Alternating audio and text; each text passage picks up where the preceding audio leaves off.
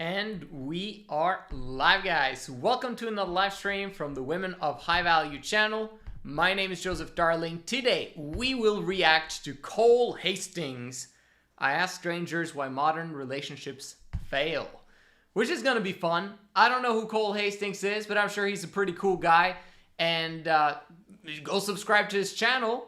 Let's figure out what he's asking these strangers and enjoy this video.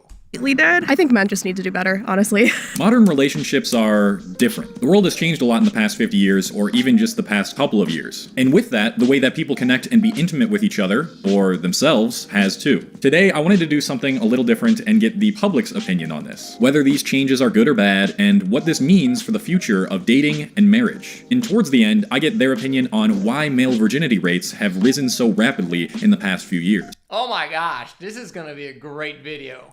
I'll also give some of my thoughts at the end too. What do you think has changed in the past 10 years with dating and relationships? I just feel like human connection is still there, even if it's in a different way than it was in the past. What is the different way? I guess more technology over actually meeting people. Over the last couple of years, I feel like people have kind of gotten away from each other, less physical, in-person, contact. Everyone wants to use dating sites and stuff now. Have you guys ever used dating apps, and what were your experiences with them? I have. I've had a long-term relationship with Tinder, but other than that, it's not my favorite. I just feel it's very surface level. I can say that I don't like dating apps. I don't know. I haven't talked to a lot of people that do. It's very inorganic, and I think it's kind of where it's trending. And I think that's a good point. People kind of use apps as this way to connect with people that they've never met. Years ago, you used to have to go out and meet people, and now it's not so much. Is that in a good way or a bad way? Do you feel like it's harder to make a deeper connection with someone because that connection is usually based mostly on how we interact online?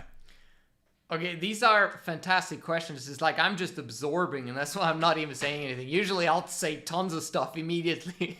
Those who've been on my channel know how I interrupt people immediately. But I'm learning a lot. And my thoughts on the dating app situation, I think that technology is a good thing, that it can be used for good in terms of relationships, in terms of developing connections with other people. I for sure am going to use, probably not dating apps as much, but I will use technology and social media to connect with people worldwide over time as we develop our options for women, etc., etc. And I will encourage my Men of High Value network to do the same, because it gives you more options for dating, right? Now, obviously, there's a problem. There's a caveat to that system, so to speak, and that is the aspect of once you have the options available, a lot of people end up quitting more quickly on relationships that could have lasted longer. It's when something is available as an option and you believe that it's better on the other side, it's greener on the other side, then you'll maybe make use of that option, which means that a lot of relationships are going to end up becoming more and more and more and more shallow. Now, a shallow aspect to a relationship is fantastic, but if it is always shallow and never ends up being a deep, meaningful relationship, then survival and the existence of planet Earth becomes completely irrelevant. You want relationships that are deep. You want relationships that also have a shallow aspect to it, okay? The how we look and the sexual tension and all that stuff in a long-term committed relationship, lifelong committed relationship. You want that, but only the shallow again and again and again and again with new and new and new people all the time. It ends up tearing you down and tears apart your self-esteem, and also makes it so that you don't have a reason to continue. Because the end goal that you're looking for, for men, for example, some men might have a bigger problem with the aspect of dating online because no women ever reply to them on dating apps. But then you have other guys that that make it their entire focus to actually get girls. They become really good at it, which makes it so that they can sleep with women all of the time, however much they want, which in my opinion is extremely disgusting.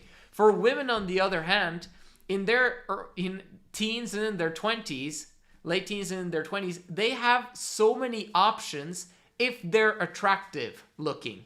And it gives them options, but these options will end up being with the guys that are kind of suave, right? Kind of smooth, that are kind of the guys that have tons of options as well, which will cause women to get heartbroken because they end up not getting the guy who was that smooth, suave guy because he has tons of options.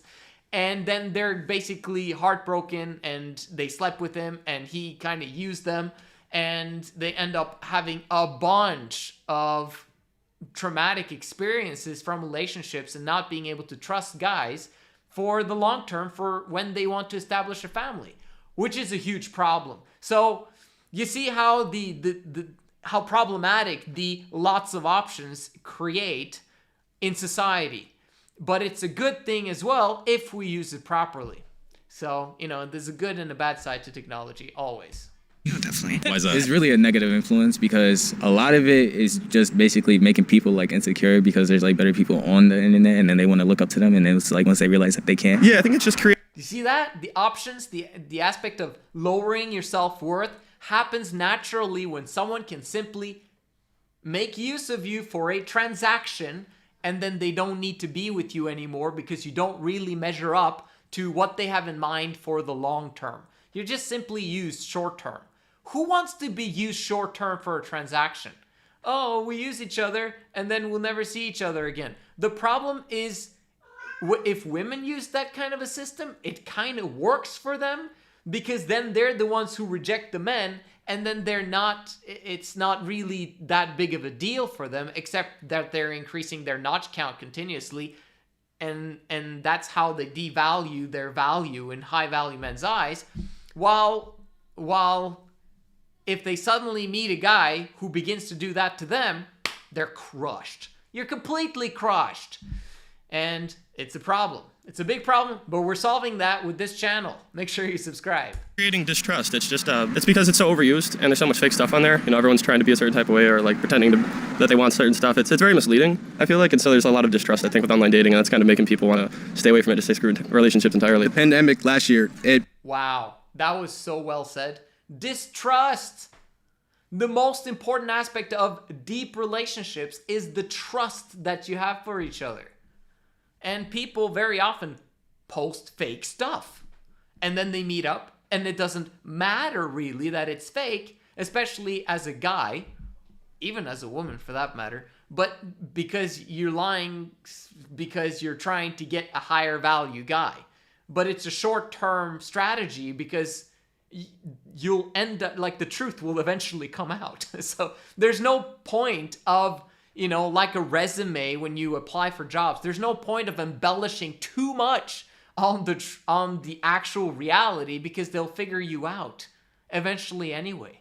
So it's kind of messed up, especially in today and age when you can dispense of people left, right, and center, messed up our social anxiety or social health and social skills. And now we're having social anxieties. Everybody's afraid to say hi to someone. Everyone doesn't want to be near someone, or they be just running away or something like that. Like you're seeing, like in the past, it was like the men had to do That's this, the men have to do that, and the women are supposed to sit That's back. Whereas true. I feel like now there's more of like a pushback on that. Like you see both sides doing both. I think people are more comfortable being independent, so I think that's a big reason why it's different than it used to be. Because of how like we interact and like how we date. Like basically there's more single people than there ever has ever been. Like people are more self-oriented. People are There's more single people there's ever been. That's correct. Why? Because there's no reason to get hitched long term for a man.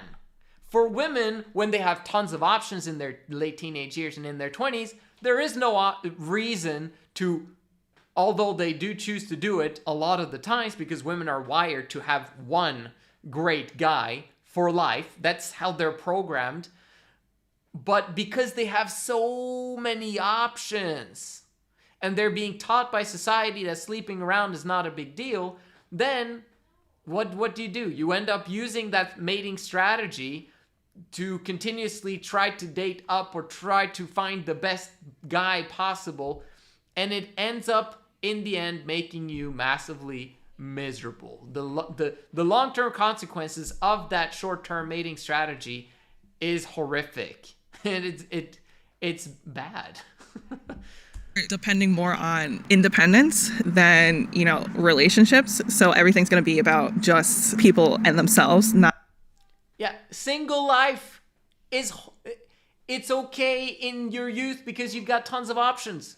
But then once those options begin to dry up, once you kind of get replaced by the younger women.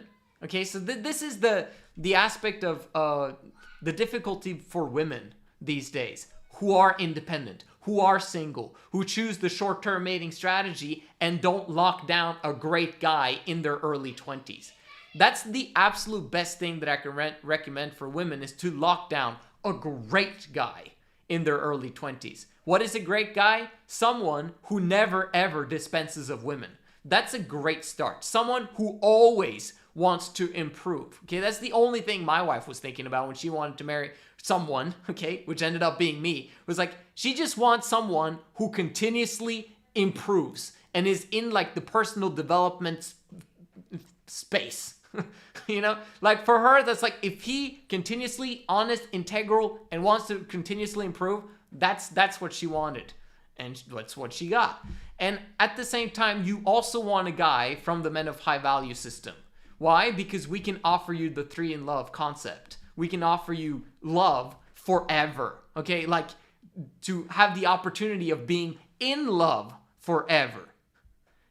That doesn't work in the real world. In the real world, you hear the relationship experts say, oh, love is hard work, and love is this and that, and you got to compromise, and you got to do this, that, and the other.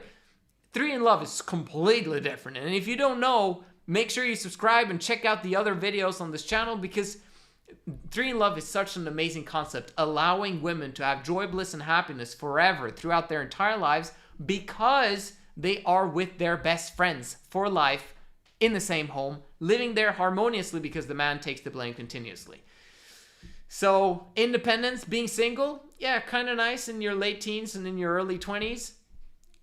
If you're, like a 6 or 7 and above in looks. But then over time, you end up being replaced, and suddenly the guys that you end up meeting become lower and lower and lower and lower value compared to the guys that you used to date in the past. The universe has designed it this way, my ladies, and it's there for a reason. So, and, it is what it is. And we're here to solve that problem. The society itself, you know what I mean? So I think that's how the downfall. People are becoming more self-centered. Right. People become more jaded. They don't want to necessarily have kids as much as generations before did, because they see the world as kind of a gloomy, doom and gloom kind of place, with all the political and economic and social stuff that's going on. 50 years ago, you're talking. Very good comment from the old guy. The elder generation, they've got some good information, right? Okay, so what is going on in terms of the darkness that is in people's brains these days? The more masculine a woman becomes, the more she's going to think dark thoughts, meaning that the world is horrible, that the world is dark and gloomy, that relationships are extremely difficult, I can't trust men, and it's doom and gloom, stressful type of lifestyle. More masculine a woman becomes, the more negative and dark her thoughts are going to be. So she's going to want to stay away from people because she always gets hurt. That's a problem. Men, on the other hand, going through the exact same thing. The more feminine that they become, which is what we're in today, women towards masculinity, men towards femininity. Women are masculine because of men. Men don't understand this. But men have remained in their femininity, and as they do that, they end up having also this dark and gloomy type of mindset about the world. That there are no opportunities, that everything is going to collapse continuously, that I'm a victim, and I can't do anything about my situation, and blah, blah, blah, blah, blah. That's like the more feminine a man becomes, and so what do you get? You get 2 genders that don't want to bring children into the world. Now, from a, global population, oh my gosh, we're exponentially increasing, we're going to make the planet extinct standpoint, that's a positive thing that no one wants to have kids, right? But if you understand all of this, then that will happen naturally. Everyone will come to a point where they're like, women won't have 4 or 5 kids each anymore on average. Okay, we're getting to the point now where that is flipped. Okay, we're not producing enough kids to replenish the people that are dying. Like, you need 2.1 kids per woman in order to replace everyone. So if we keep having 1.5 and 1.6 and 1.7, then there won't be enough kids to actually replace ourselves over time. Now, obviously, we can fix that very quickly, but I'm just saying in general, that's the reason why people don't have that many kids. Actually, the main reason, though, is... Okay, I explained the dark and gloomy thoughts. Obviously, why would you want to have kids in the dark and gloomy place? But the other aspect, which is even probably more so and more important in explaining this, is the aspect of the more masculine a woman is, the more she's going against nature, which means she's becoming more of a man. As a man, in a woman's body, she's not able to have kids. Like, she doesn't want to have kids. She's against nature, right? So in the same way, the more feminine a man becomes, the less he's able to reproduce. That's one aspect, okay? Less he's able to get a boner. Less he's able to actually have a great sperm count. The less healthy he's going to be. It's going to create problems the more feminine he is. And then the other aspect, he doesn't want kids. Because he wants to be a hedonistic, type of pleasure type filled guy. And kids are just kind of messing with his vibe. So it's messed up. The more masculine a man is, the more he wants to fulfill his lineage. And the more feminine a woman is, the more she wants to have his children. So, there you go. About in marriages, like men would go out. Political and economic and social stuff that's going on. 50 years ago, you're talking about in marriages, like men would go out and work and women would stay home. And now it's obviously a lot different. So, from when we were younger and dating, you had to get married if you wanted. You couldn't check into a hotel room unless you were married. You couldn't rent an apartment unless you were married. And so, society kind of dictated that I couldn't get a job, I had my first teaching job unless I was married. So that's changed, obviously. And so there's less pressure. What do you think about that? Is that a step in a good direction to be? That's pretty impressive. I didn't even know that. You couldn't even book to a hotel room. You couldn't get a job if you weren't married. Different times, eh? Back in the old days, I did hear this quote, though. If you were above 25 as a male and you were not yet married, you were a menace to society. I've heard that quote before. I don't know who said it, but it's kind of funny.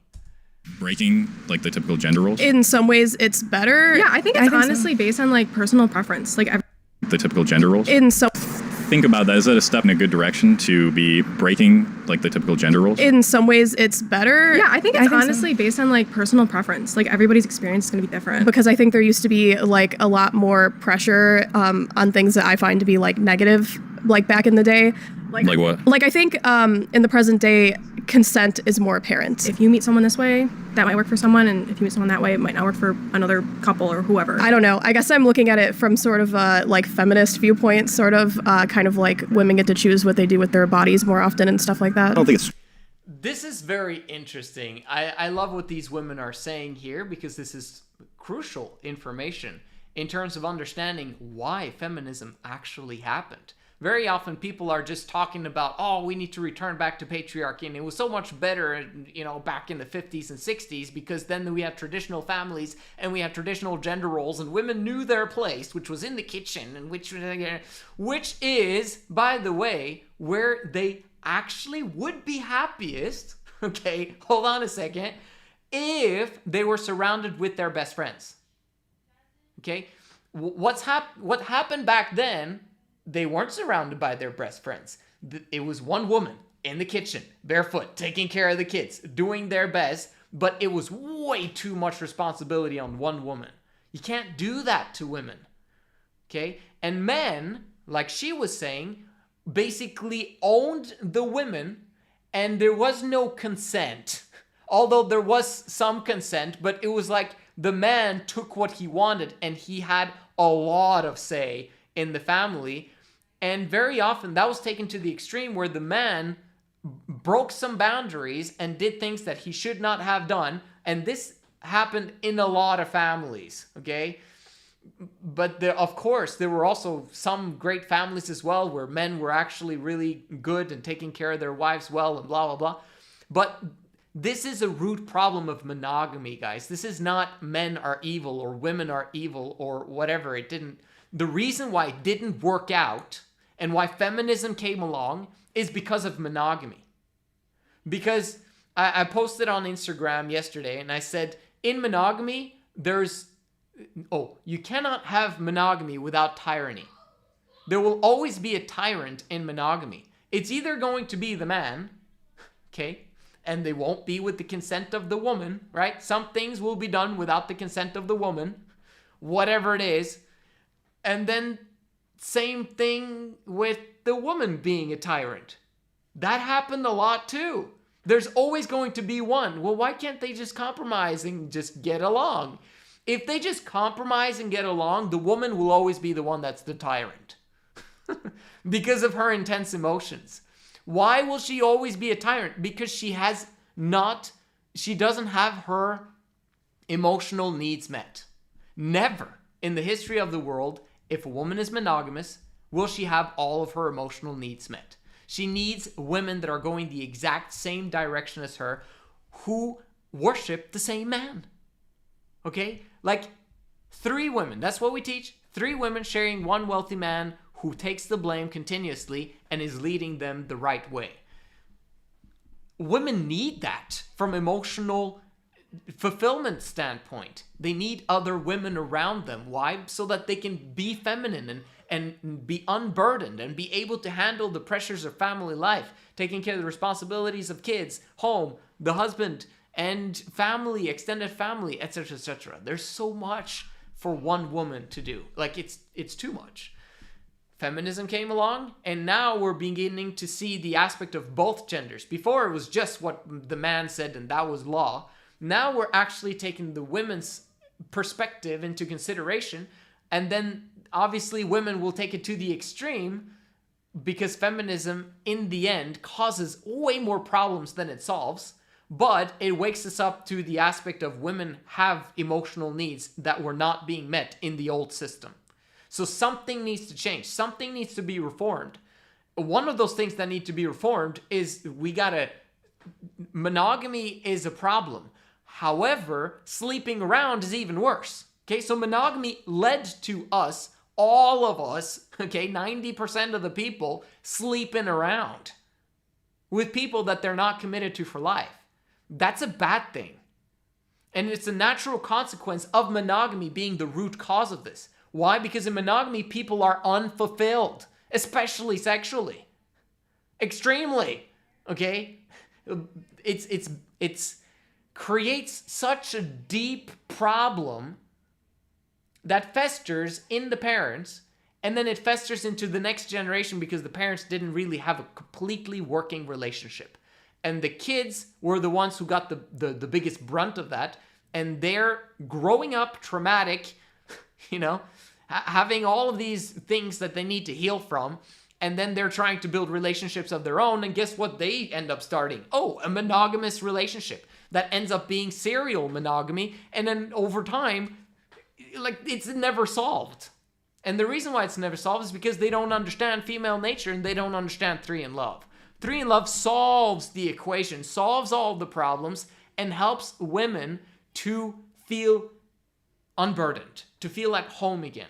And men, they have to be ballistic missiles and actually, pick their bootstraps and just take massive action, create massive amounts of resources, and also be able to lead properly and take the blame, etc., etc., as we teach on this channel.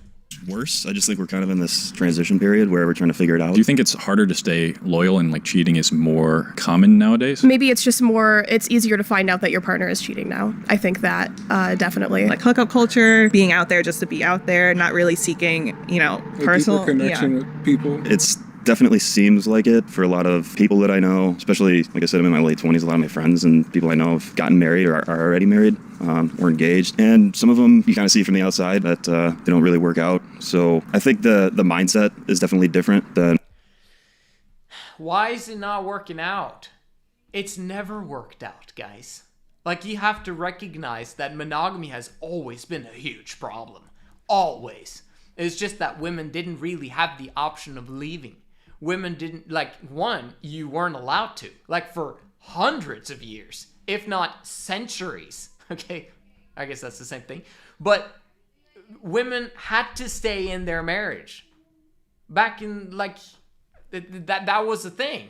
Like, it was illegal to divorce your man very often in many, many, many cultures, okay? So and religion, but even if it wasn't illegal, it was heavily frowned upon. And if something is heavily frowned upon, women don't do it.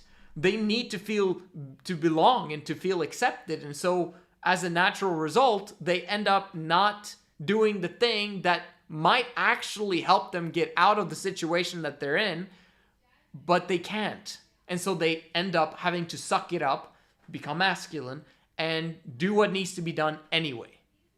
So what ended up happening is that feminism over time made it acceptable to get a divorce. Doesn't mean that the woman becomes happier as a result. Sometimes that happens. Wow. Okay, it's a small percentage of the time that serial monogamy will lead to more happiness. Like, it's kind of, no. Okay, but at the same time, staying in a relationship that is violent or, extremely traumatic, it's not a good thing either. But social media has made it so that we can see more clearly what is happening inside of the four walls of people's homes. Because people are anonymous very often with their, tag name, like Syracuse 1177 or whatever people put out there, you know what I mean? Like, it's they have different anonymous names and pseudonyms, and they end up writing everything of what's going on with their wives or what happened in the past with the ex-wife or blah blah blah. So we end up seeing more general what's going on, but those things have always been going on. It's not like it's happened more. What's happened more now is that people are more willing to leave as a natural result of seeing other people leave. Right? You don't get ousted from a society because you divorce your man. In the past, you would. Today, you're almost ousted if you stay in a relationship where that is, it's kind of like, oh, she's getting a divorce. Maybe I should get a divorce too, So. And what it used to be. Intimate relationship only to benefit yourself, you know what I mean? Yeah, it's like more short term instead of like long term, which is like the good stuff. I think when you're young, it's a problem. I think it's if you're not emotionally mature enough to recognize when the right person is in front of you, then you're going to make mistakes. I think people nowadays they don't seem to be wanting to work through certain things as much. Back in like the 70s or something, where it was like you get married, like you commit to one person, and that's like you work through it unless you absolutely can't. And nowadays it kind of seems like, oh, I might have made a mistake, so let's just end it now. I feel like you shouldn't date anybody seriously before you're 25. Why? Because I don't think you truly know yourself until you're 25. A lot of it has nothing to do with age. Like, she says that having probably been dating since she was 16. Okay? It's not like time will make you get to know yourself better. No, what you need to do, you need to understand this channel, to be honest. Okay, as a woman, if you understand yourself, like you understand femininity, and you understand masculinity, and you understand 3 in love, then you won't date anyway. That's what I recommend you guys on this channel to not do. Don't date until you're ready to commit to a high-value man. Okay, just understand everything, and then make sure that the man understands everything before you start dating him, okay? And if he does understand everything, then you find the other 2 women you want to be with for life, and you find a way to commit to that high-value man, make sure that he's on board with the whole idea, and that he also has the stamp of approval from the rest of the men of high-value network. Then we're talking about setting up the 3 in love family. But the dating phase, that doesn't happen before you know he's a man of high value who has a stamp of approval and keeps it in his pants all the way until he actually commits to all 3 of you guys for life. That's the right way to go about it. So I kind of agree with her in terms of don't date, but I'm saying you can date at 21, okay? You know, like, you don't need to wait for years and years and years. What you need to do is to be prepared, okay? So just use your teenage years and your early 20s to prepare for the man of high value that you're going to be with for life. Preferably, you'll only have one, you know, opposite gender sexual partner that you stick with for life. That's the best way in order for you to increase the chances of you having a relationship that sticks it out for life. So, yeah. If people give themselves to relationships too fully before the age of 25, and then they don't pursue what they could pursue career-wise, they don't explore their options. Like if you meet somebody at 18, you're obsessed with them your whole life, and then you're 23 and that's all you know, then what? Where do you go from there? Male virginity rates the past few years have been skyrocketing. Like teen male virginity rates. Why do you think that is? Do you think that's men's fault or women's fault? I honestly couldn't tell you. I didn't know that statistic. I really don't know. I think men just need to do better, honestly. I think that there's Men need to do better. That's fantastic. Male virginity rates skyrocketing is one of the greatest thing that has ever happened to planet Earth, okay? Like, other men will disagree with this one. Me personally, if men keep it in their pants, guess who's also doesn't do it? Women, okay? Now, does it mean that women won't do it? No, because we got a problem on our hands, which is players. Players are destroying the planet by sleeping around with all of the women that other men would have if they weren't virgins.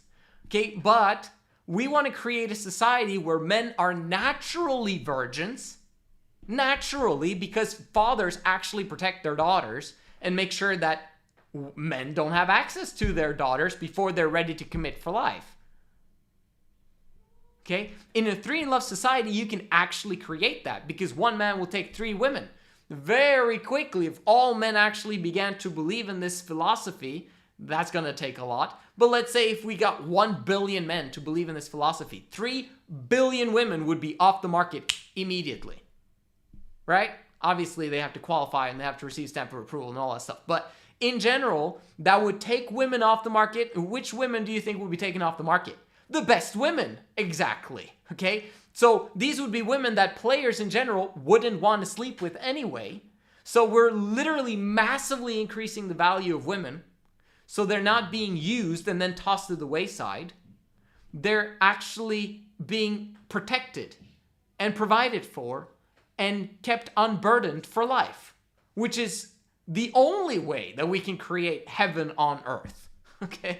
Like, so male virginity until they're ready to commit long term is fantastic. Let's keep that up. I was a virgin until I got married, and I'm so fired up about that. I'm so grateful that I actually stuck to my guns and made that happen because that required a lot from me, okay?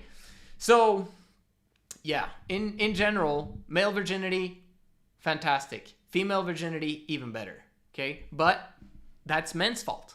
It's not women's fault for sleeping around. Men need to recognize that.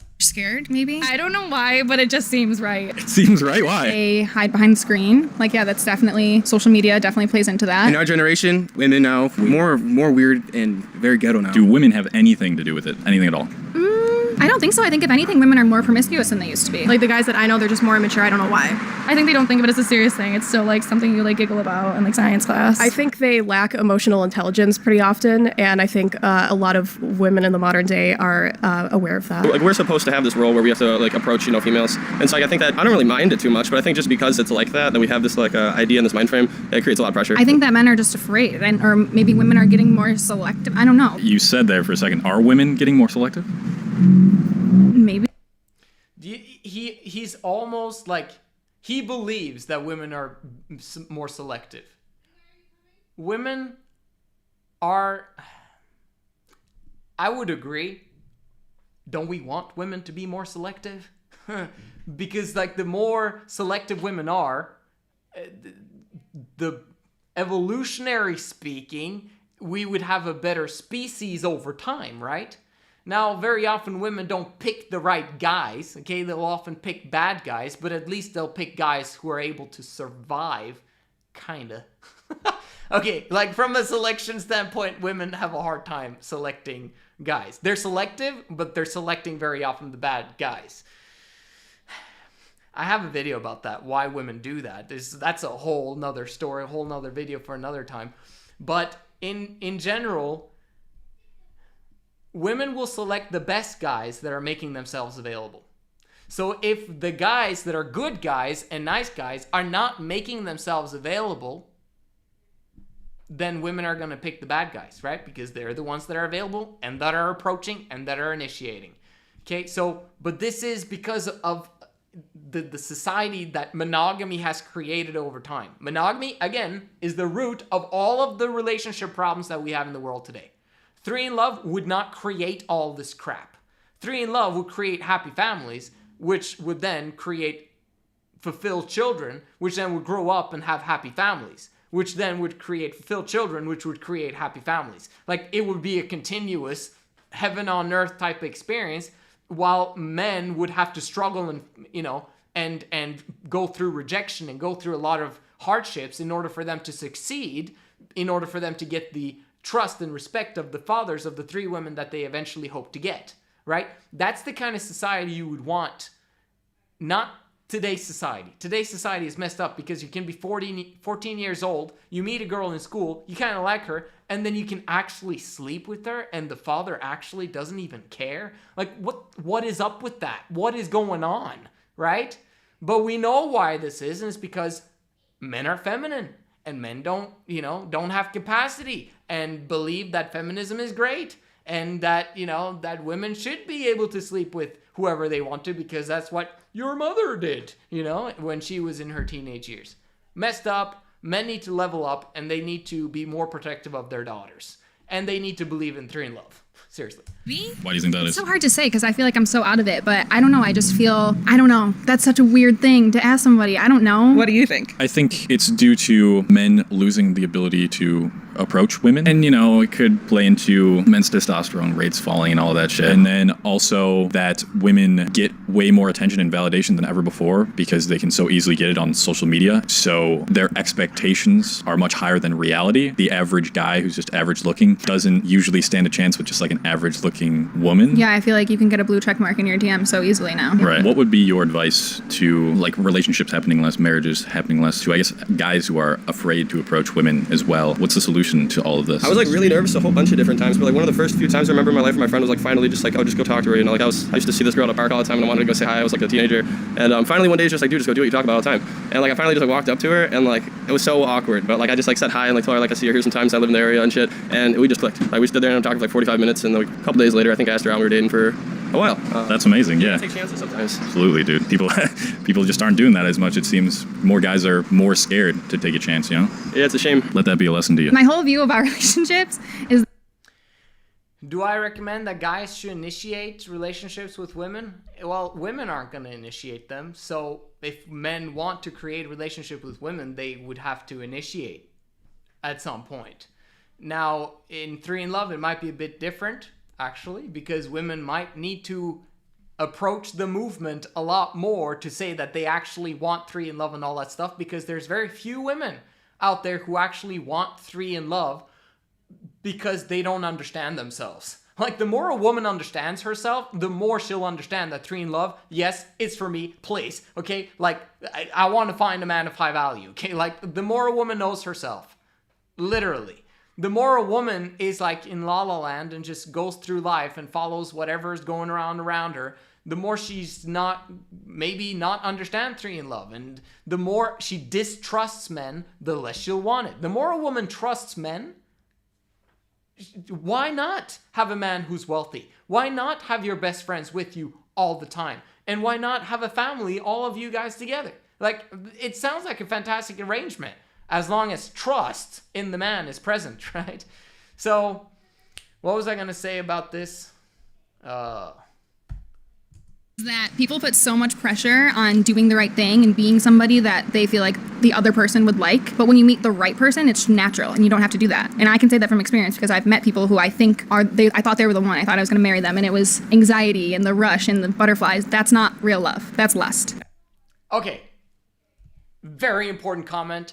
And I have to speak this one. I want you guys to hear it one more time because this is a problem that we solve with this channel. And it's doing the right thing and being somebody that they feel like the other person would like. But when you meet the right person, it's natural and you don't have to do that. And when you meet the right person, you don't have to do that. It's natural. I can say that from experience because I've met people who I think I thought they were the one. I thought I was going to marry them, and it was I thought I was going to marry them. I thought they were the one, and all anxiety and the rush and the butterflies. That's not real love. The rush and the butterflies, and then she completely ruins it. Because all of the stuff that she was mentioning right there, that's how love is supposed to be like. But not only in the beginning phases of a relationship, but forever, for the rest of your life, okay? Now, obviously, it's not going to be rush and butterflies all of the time, but majority of the time would be fantastic, wouldn't it? Monogamy doesn't give you that. Monogamy disappoints you every single time because she says so herself. That's lust. That's not real love. That's lust. Well, you know what? I want love in my relationship, but I also want lust. I want both of them, okay? Lust is the shallow aspect, which is completely necessary, by the way, because it's attraction that keeps a family together. Did you know that? Did you know that women actually break up with their husbands because of lack of attraction? That's the biggest reason why women actually give up on a family. Because they get attracted to someone else, or she simply hasn't been attracted to her man for years, and she wants to feel again, right? Do you see this? And then over time, they break up. If we can have a solution that actually allows you to stay with that rush and to stay with the butterflies and to stay in love and excited about your relationship, the only way is to have a functioning, harmonious relationship with a high-value man who you share with two other women, and these women being your best friends, and you harmoniously live under the same roof, and the man takes the blame and responsibility for everything that goes wrong in that family. Everything. That's how you do it. And that's how a woman can feel in love forever. Lust is a great thing inside the boundaries of a family. Okay? Right? Man, 3 women. Lust, fantastic. Why? Because lust, literally, if you look at the definition on Google, is intense sexual desire. Is that a good thing or a bad thing? It's a fantastic thing. There's nothing better on the planet than intense sexual desire as long as it is directed and funneled towards the bond of the family unit. If intense sexual desire is what binds a family together, it's gonna stick through thick and thin forever. And I want you guys to understand this because no one else teaches this stuff. No one teaches this stuff. Right? And then love, which is the depth, which is the trust, which is the foundation, which is, I know that this is going to stick forever. So you can have the intense sexual desire and you've got the foundation that it's gonna stick around. I don't have to worry. I don't have to have the anxiousness, but I can have the intensity of the emotion. Man, I love this stuff. It's amazing that we understand female nature enough to actually be able to give that to you. For me, I've said this in past videos, but I'm still open to the possibility of being in a relationship now, but I'm not like actively trying to get it or search for it. I've given up on the idea of like a soulmate. You make something work with the right partner. And I love that. And I completely agree with him. Once you make it work with your selected partner, he or she becomes your soulmate, okay? Now, soulmate, I mean in terms of like, in 3 in Love, you'll have 3 soulmates as a guy, right? But as a woman, you'll have 3 soulmates. You'll have the guy and then the 2 other women. So you end up becoming soulmates because you've got lust and love. Both clamped together, keeps the family together forever, right? And so, but anyone can make it work. Anyone. you're there to build and grow with them, and that's what I would want if I was to be in a relationship anytime soon. And if I do decide to get serious with someone, I'll definitely take my time with them before I do. Thank you to all the patrons on Patreon. If you don't know what this is, it's a platform. Bruh, absolutely amazing video. Great questions. Absolutely loved it. And I hope he does more of these. I subscribe to him. And thank you so much for watching. And I'll see you guys in the next one.